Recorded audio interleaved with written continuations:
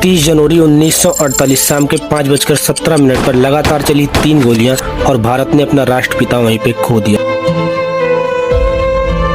लेकिन सवाल सिर्फ इतना नहीं कि महात्मा गांधी की मौत कैसे हुई। सवाल ये है कि क्या नाथूराम गोडसे एक हत्यारा था या एक देशभक्त था? क्या महात्मा गांधी देश के लिए खतरा बन चुके थे? क्या नाथूराम गोडसे को सजा मिलनी चाहिए थी या नहीं? दोस्तों, आज हम इस वीडियो में भावनाओं से नहीं, फैक्ट से बात करेंगे, सच जो हमें स्कूल में पढ़ाया ही नहीं गया। दोस्तों, पहले हम जानते हैं कि गांधी जी की डेथ कैसे हुई। 30 जनवरी 1948 न्यू दिल्ली बिरला हाउस, जहाँ गांधी जी रोज शाम को प्रेयर मीटिंग के लिए जाते थे। जैसे ही गांधी जी चल रहे थे, एक आदमी उनके सामने आया जिसका नाम था नाथूराम विनायक गोडसे। उसने झुककर गांधी जी को प्रणाम किया और फिर 3 गोलियां उनके सीने में लगातार चला दी। गांधी जी वहीं गिर पड़े और उनके मुंह से बस एक ही शब्द निकले, हे राम। और कुछ ही मिनट में गांधी जी की मौत हो गई। पूरा देश शौक में था। लेकिन इस कहानी का सच यहीं खत्म नहीं होता। आखिर कौन था नाथूराम गोडसे? नाथूराम गोडसे कोई अनपढ़ या पागल आदमी नहीं था दोस्तों। वो एजुकेटेड, आइडियोलॉजिकल और पॉलिटिकली एक्टिव व्यक्ति था। वो ये मानता था कि गांधी जी ने पार्टीशन के टाइम हिंदुओं के साथ अन्याय होने दिया। पाकिस्तान को 55 करोड़ रुपए देने का प्रेशर गांधी जी ने डाला और गांधी जी की अहिंसा की नीति ने हिंदुओं को कमजोर बना दिया।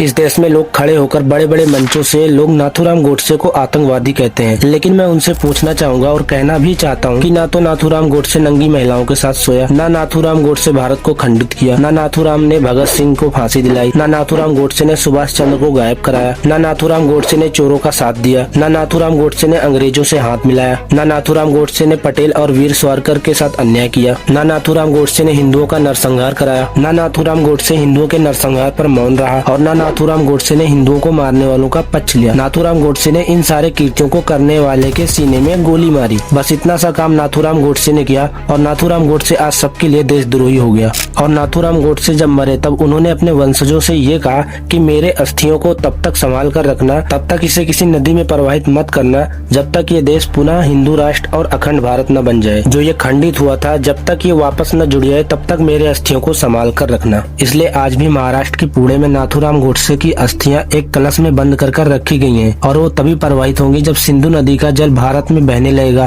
क्योंकि नाथूराम गोडसे की जाते जाते अंतिम इच्छा यही थी कि उनकी अस्थियां सिंधु नदी में ही प्रवाहित की जाए। नाथूराम गोडसे को जब फांसी दी जा रही थी तब अम्बेडकर ने नाथूराम गोडसे के भाई से ये कहा था कि मैं इस फांसी को उम्र कैद में परिवर्तित करा सकता हूँ यदि वे चाहे तो। लेकिन नाथूराम गोडसे ने कहा नहीं, मुझे फांसी चाहिए, क्योंकि जिस दिन गांधी को गोली मारने के जुर्म में मुझे फांसी होगी उस दिन मेरे साथ साथ गांधी की झूठी अहिंसा का सिद्धांत भी मर जाएगा। अब ऐसे समय में हम इस व्यक्ति को आतंकवादी कैसे कह सकते हैं? आज इस समाज के लिए ये भी एक आत्मचिंतन का विषय है। लेकिन अब सवाल ये उठता है कि क्या गांधी जी गद्दार थे? अब सच ये है कि गांधी जी गद्दार नहीं थे, लेकिन परफेक्ट भी नहीं थे। गांधी जी ने अहिंसा से अंग्रेजों को हिलाया, भारत को आजादी की राह पर लाया, लेकिन उनकी नीति ग्राउंड रियलिटी से मैच नहीं करती थी। वो बार बार मिनोरिटीज के लिए फास्ट रखते थे और कई लोगों को लगता था कि गांधी जी का झुकाव पाकिस्तान और मुस्लिम लीडरशिप की तरफ ज्यादा था। इसका मतलब ये नहीं कि वो देशद्रोही थे, इसका मतलब सिर्फ इतना है कि उनके फैसले सबको पसंद नहीं थे। अब एक सवाल यहाँ पर यह भी उठता है कि क्या नाथूराम गोडसे ने सही किया या गलत किया? यही सबसे बड़ा और कठिन सवाल आता है। क्या किसी को जान लेने का अधिकार हो सकता है? नाथूराम गोडसे ने खुद कोर्ट में कहा, मैंने किसी व्यक्ति को नहीं बल्कि एक विचार को मारा। लेकिन सच ये है कि लोकतंत्र में गोली नहीं, विचार चलने चाहिए। असहमति का जवाब हत्या नहीं होता। इसलिए कानून के नजर में नाथूराम गोडसे गलत था। अब एक सवाल यहाँ पर यह भी उठता है कि नाथूराम गोडसे को क्या सजा मिलनी चाहिए थी? कोर्ट ने नाथूराम गोडसे को फांसी की सजा सुनाई। कुछ लोग कहते हैं सही था, कुछ लोग कहते हैं उसे माफी मिलनी चाहिए थी। लेकिन अगर एक हत्या को जस्टिफाई कर दिया जाता तो कल हर आदमी अपनी आइडियोलॉजी के नाम पर किसी को भी मार सकता था। इसलिए कानून ने एक मिसाल बनाई। देखो, गांधी जी कोई देवता नहीं थे और न ही नाथूराम गोडसे कोई राक्षस था। दोनों अपनी अपनी सोच के प्रोडक्ट थे। लेकिन सच ये है, देश गोली से नहीं संवाद से बनता है और इतिहास को समझना पूछना जरूरी है, पर हिंसा को सही कहना खतरनाक है।